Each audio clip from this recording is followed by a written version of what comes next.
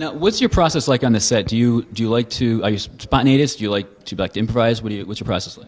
Well, improvisation is something that's really up to a director. Right. And Do you like to rehearse? I love to rehearse. Yeah. And I think it's important. I love to rehearse. Oftentimes we'll be ready to shoot a scene, and the first AD who runs the set will say, should we shoot the rehearsal? And I'm always like, absolutely. Yeah. Roll the camera, because the mistakes are oftentimes the interesting thing. When the wrong line comes out or something happens, that's the thing that more often than not ends up in the movie, because it was spontaneous and it was real. But I love to do that. But I have to say, I'm old school from coming out of New York and working with playwrights where the word is gold. And if there's great dialogue, there's no reason to try to improv it. For what? I mean, just try to realize what the words are on the page and make them come to life. You have to send me the script. If it ain't on the page, it ain't on the stage. I mean, everything is preparation. I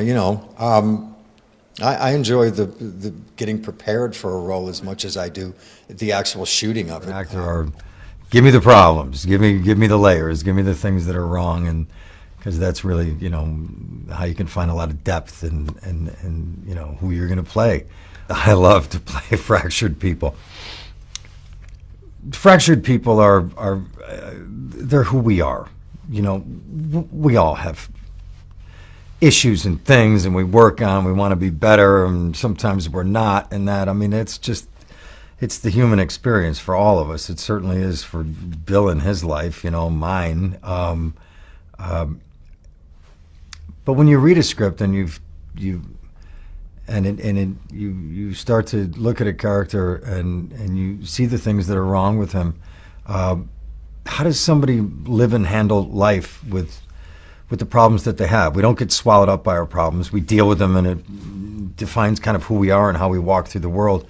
Those are all the things that make an experience, a human experience, a real one. And I think ultimately that's what I want to do. I want to bring someone, take some words off a page. I'm an actor. We're not, reinventing the wheel. It's not cancer research. We're trying to find something. And fractured things give us so many windows to look at on who someone is. I think it's the best journey. As I was saying, I think that freedom is more important than restraint. And I personally am thrilled to work with directors that have that sort of confidence to give the freedom to the actor to figure out, to at least have the safe space to try what they believe is their impulse on the character. And Neil does that as well as anyone I've ever worked with. It's been a real joy. I'm rapidly finding a rhythm with him of being able to at least throw my impulse out there, and after a couple of takes, I love to look at Neil and say, so tell me. And he always has a further idea to take me somewhere down the road or a different road altogether. There are films that I've done that I haven't seen. The older I get, I don't know, I watch myself and I'm like, what were you thinking about? But I love doing it, and I love getting ready for it. I usually need to see a film about 3 or 4 times before I may give it like a sign of approval. Can you separate yourself from the process when you're watching it? Well, I remember everything. Right, yeah. I remember everything. I remember the day. I remember, that's what's a little tricky about television, because sometimes you'll shoot a television show and it's on air in 2 weeks. Right. And that's why anything I've worked on television, I absolutely refuse to watch, because I'll watch they'll play it on television and I'll look at it and I'll think, I don't know why they took that take. That was the one that didn't work. It just, it ends up pissing me off, so I can't watch. What advice would I give? Honestly, if there was if there was a book to write, I would have written it and been a billionaire. Because it is, it is a road that is, everybody has a different journey. There's no one way. I can tell you this much, you learn in the doing. You want to be a filmmaker, make films, make it with your iPhone. You want to be an actor, you act. You go to the places you need to go to. That's how you do it.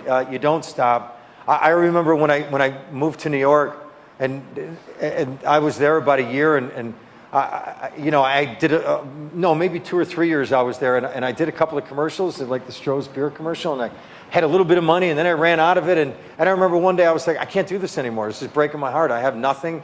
I have no agent, no job, there's nothing, no reason in the world I should be here right now. There's nobody that's saying like, go get it like that. Nothing. And then I thought, that's it. I'm out. I went back to my apartment. I sat there for like 6 hours, and I thought, there's nothing else. What else are you going to do? And just kind of threw that out the window and started again. Hitting the street the next day. And so I do think that if you want it, that's how it happens. Listen, the old expression is, if you have anything else you want to do in your life, do it. Outside of being in show business, and there's a reason. It's everything. Whether you're a man or a woman, whether you move to New York or LA or Chicago or London, wherever you go, everything within the business is. No one is looking for you. No one is looking to hire you. Agents have their own clients that aren't working. No one's looking for you.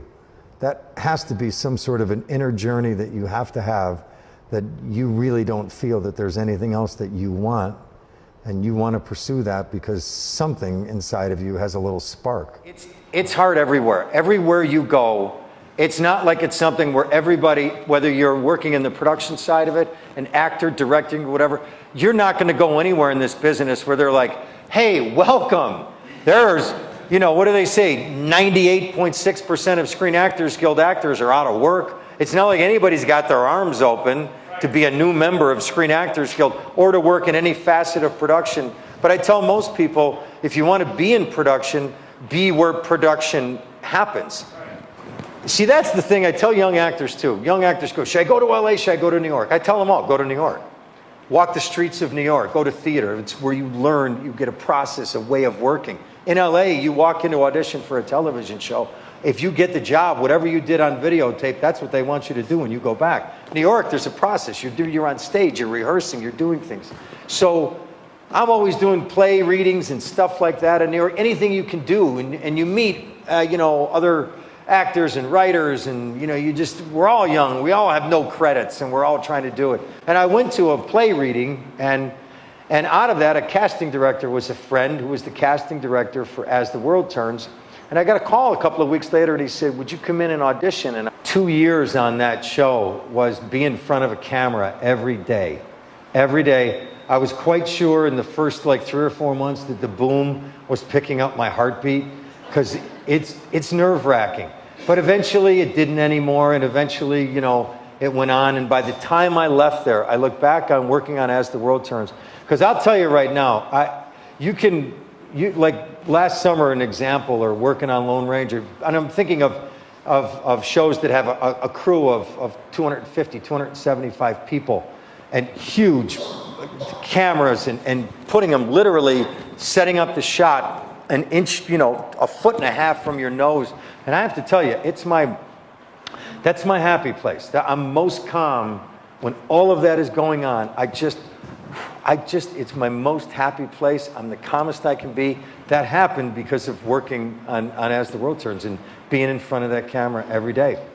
And you never quit growing, so don't ever stop working at it. Don't ever feel like you make it. I still read the same acting book that I started reading in the mid-'80s. Every 2 years, I just finished it about a month ago. I read the same things. You'll be a student forever, so don't think that there's one point where it changes and you're not. I think it's like everything you do, any sort of craft that people work at, you try things and you figure out new things, and it evolves, and it becomes, something that's new and alive, and we're all students all the time.